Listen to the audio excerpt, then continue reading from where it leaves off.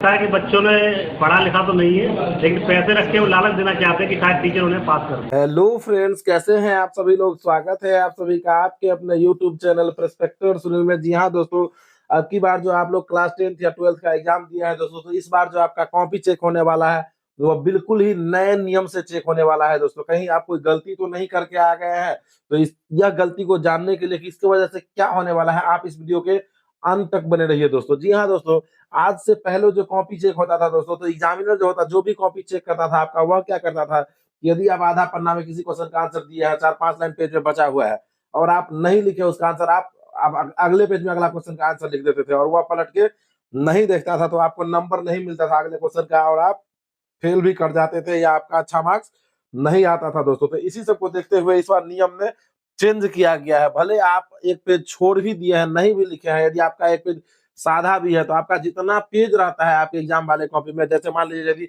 28 page है या 24 page रहता है, तो ऐसा दिया कहा गया है कि आपको पूरा का पूरा पेज चेक करना है, एक भी पेज को छोड़ना नहीं है। भले बच्चा कॉपी में आंसर लिखा हो या नहीं लिखा हो सकता है बच्चा किसी और पेज में आंसर लिखा हो, तो इसलिए पूरा का पूरा पेज चेक करना होता है। सो आप लोग घबराइए नहीं, यदि आपसे 2-4 लाइन 10 लाइन छूट के भी आप बाद में दूसरा पेज में भी आंसर लिखे हैं, तो आपका उस क्वेश्चन का आंसर चेक किया जाएगा। ऐसा नहीं है कि वह आपका छूट जाएगा, ठीक है ना दोस्तों। अब हम बात करने वाले हैं दोस्तों आज के इस वीडियो में कैसे कॉपी चेक किया जा रहा है दोस्तों। ये आज के इस वीडियो में अब हम लोग दोस्तों यह बात करने वाले हैं कि कॉपी चेक कैसे किया जा रहा है दोस्तों। तो उससे पहले हम लोग ये भी जान लेते हैं कि कॉपी आप कैसे लिखे हैं या कॉपी आपको कैसे लिखना चाहिए। जैसे मान लीजिए आप किसी क्वेश्चन का आंसर दिए हैं और आप वहां पे ज्यादा कट खुट कर दिए हैं, ठीक है ना, आप वहां पे ज्यादा कट खुट कर दिए हैं, तो उससे क्या होता है कि उससे भी आपका नंबर कम हो जाता है। तो आप यदि कट खुट देख, सिंपली क्या होता है कि यदि आप किसी क्वेश्चन का आंसर दिए हैं और वह गलत हो गया, तो सिंपली आप कट कर दीजिए, ठीक है ना। सिंपली वहां पे क्या करना है, कट कर देना है उस आंसर में और आप दूसरे जगह उसका आंसर लिख लीजिए, उससे कोई परेशानी नहीं होता है। लेकिन कितना सारा बच्चा क्या करता है कि जय को शब्द गलती हुआ सबको घसने लगता है, उससे आपका कॉपी जो है वह खराब होने लगता है दोस्तों और आपका नंबर काट दिया जाता है।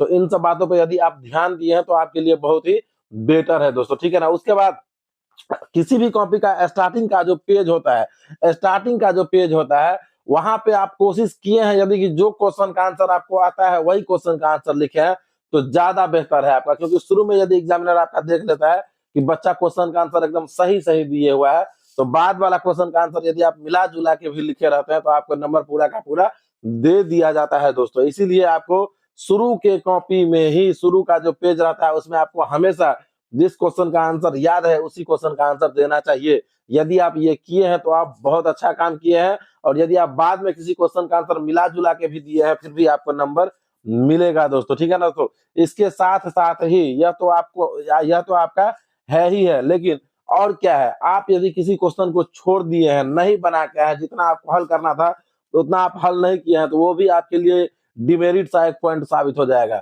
लेकिन आप कुछ ना कुछ यदि लिख के आए हैं तो आपके नंबर में इंप्रूवमेंट जरूर होगा, आपका नंबर जरूर बढ़ेगा दोस्तों। यह हम गारंटी और चैलेंज कह रहे हैं कि यह होगा। यदि आप क्वेश्चन पेज को पूरा का पूरा खाली छोड़ देते हैं तो कुछ होने वाला रहता नहीं है, लेकिन आप यदि कुछ लिख के आए हैं, क्वेश्चन का जवाब दे के आए हैं प्रॉपर तरीका से, थोड़ा बहुत मिला जुला के भी, तो आपको नंबर मिलता है दोस्तों, ठीक है ना। तो आप यदि क्वेश्चन नहीं छोड़े हैं, एक ही क्वेश्चन का जवाब दिए हैं, जितना का जवाब देना होता है उतना का यदि जवाब दिए हैं, तो आपके लिए बेहतर है, ठीक है ना।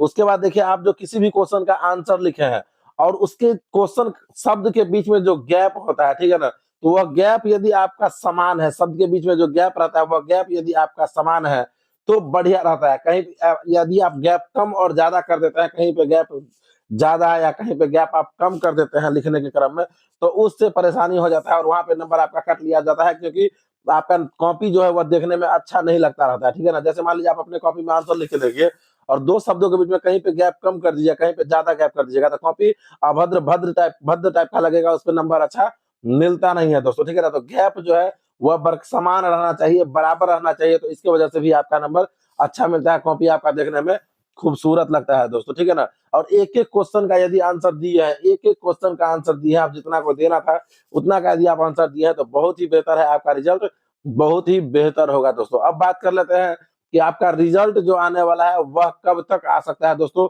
यह भी हम लोग इसी वीडियो में जान लेते हैं कि आपका रिजल्ट आ कब तक सकता है दोस्तों। देखिए, इससे पहले जो आपका एग्जाम हुआ था 2023 में, तो उसका भी रिजल्ट आपका 1 महीना 10 दिन या 1 महीना 5 दिन में आ गया था। उससे पहले जो एग्जाम हुआ था 2022 का, तो उसका भी रिजल्ट आपको जो है वह 1-2 महीना 10 दिन या 1 महीना 5 दिन के अंदर आ गया था। इसका मतलब यह हुआ कि इसका भी जो रिजल्ट आएगा इस एग्जाम का भी, तो उसी बीच में आ सकता है आपका। तो एग्जाम आपका खत्म हुआ था 21 तारीख को, लास्ट एग्जाम था आपका। तो अब वहां से आप लगा लीजिए कि हो सकता है कि मार्च लास्ट तक आपका रिजल्ट आए तो आए, ठीक है ना। मार्च के लास्ट सप्ताह में यदि आपका रिजल्ट आ गया तो आ गया, या नहीं तो अप्रैल के फर्स्ट वीक में तो 100% आपका रिजल्ट आएगा ही, ठीक है ना। अप्रैल के फर्स्ट वीक में आपका रिजल्ट 100% आएगा ही, या नहीं तो मार्च के ही लास्ट वीक में आपका रिजल्ट आ सकता है दोस्तों, ठीक है। आशा करते हैं आपको यह वीडियो इंफॉर्मेटिव लगा होगा।